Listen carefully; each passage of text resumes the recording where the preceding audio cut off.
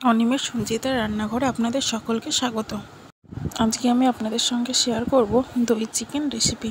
আমি কিভাবে দই চিকেনটা বানাই সেটাই আমি আজকে দেখাবো। আমি এখানে মুরগির মাংসটিকে আগের থেকেই ধুয়ে ভালো করে জল ঝরিয়ে রেখেছিলাম। এরপর এর মধ্যে আমি এক করে সব মশলাগুলো দেব। সবার প্রথমে আমি দেব টক দই, নুন, হলুদ গুঁড়ো, জিরে গুঁড়ো এবং ধনে গুঁড়ো, আর তারপরে দেব লঙ্কা গুঁড়ো। এইটুকুনি গুঁড়ো মশলা আমি ইউজ করেছি।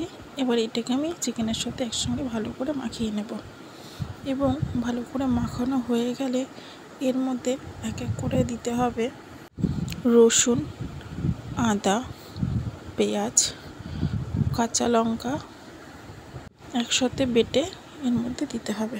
আমি এখানে কাঁচা পাকা লঙ্কা মিশিয়ে বেটেছিলাম, এতে হচ্ছে কি রঙটা ভালো আসে পাকা লঙ্কার।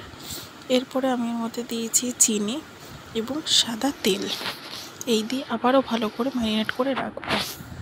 যেহেতু আমার হাতে বেশি সময় ছিল না, তাই আমি এটা আধ ঘন্টা মতো ম্যারিনেট করে রেখেছিলাম। আপনারা চাইলে আরও বেশি ম্যারিনেট করে রাখতে পারেন।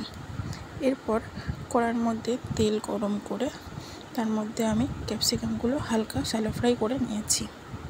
এবার ক্যাপসিকামগুলোকে তুলে তার মধ্যে ছোট ছোট টমেটোগুলোকে আমি হাফ করে কেটে হালকা করে ভেজে নিয়েছি।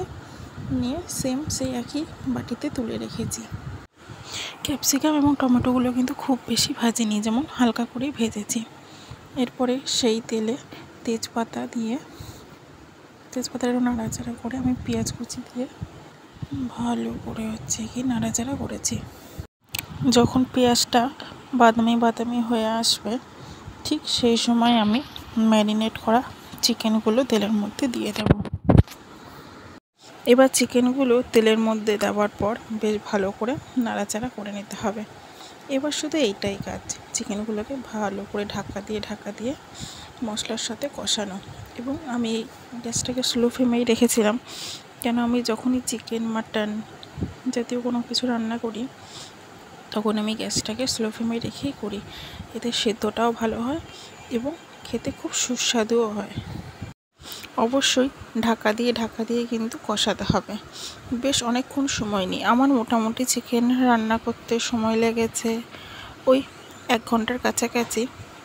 আমি বললাম না, আমি একটুখানি সময় বেশি নিয়ে রান্না করি। এবার এর মধ্যে বেশ ভালো করে চিকেনটা থেকে কষানো হয়ে যাবে এবং একটুখানি জল বেরিয়ে যাবে চিকেন থেকেই। আমি কিন্তু কোনো এক্সট্রা জল ইউজ করিনি এখনও অবধি।